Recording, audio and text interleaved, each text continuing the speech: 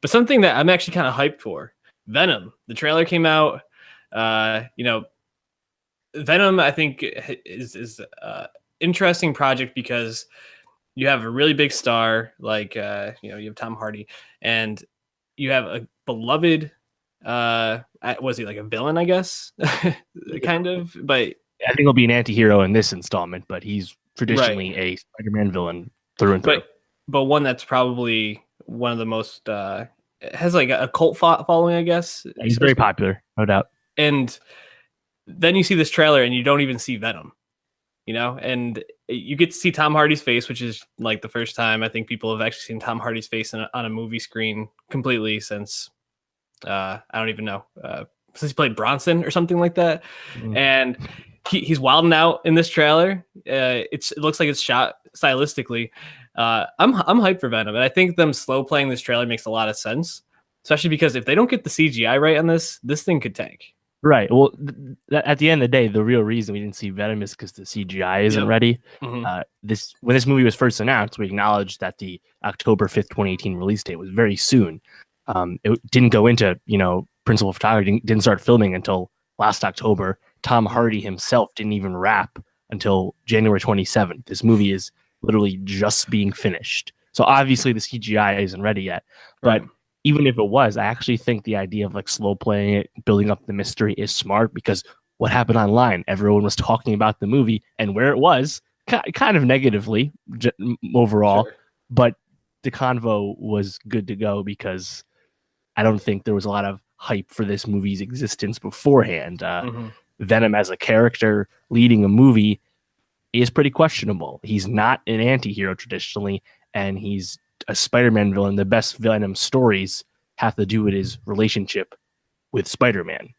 I don't know if there's a lot there to Venom on his own, so they have to write that in because it doesn't really exist on the comic page. But yeah, in the meantime, I think this is this is kind of a cool idea for Sony.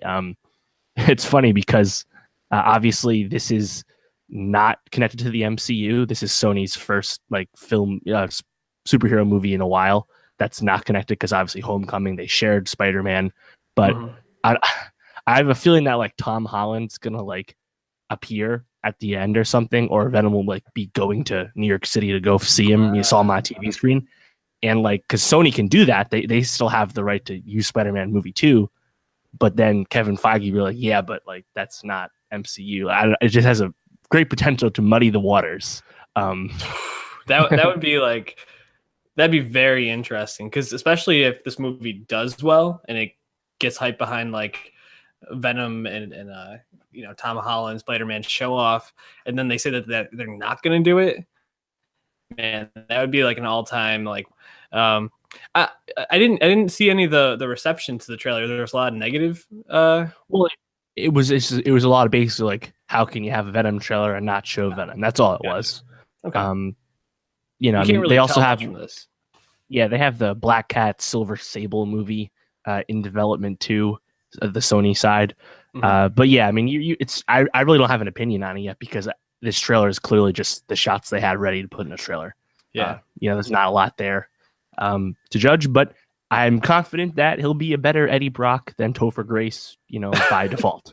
Topher Grace is maybe the worst casting you could have to play that. Whether it's really the way the character works on the comics, or it's a totally different take, I couldn't care less about that.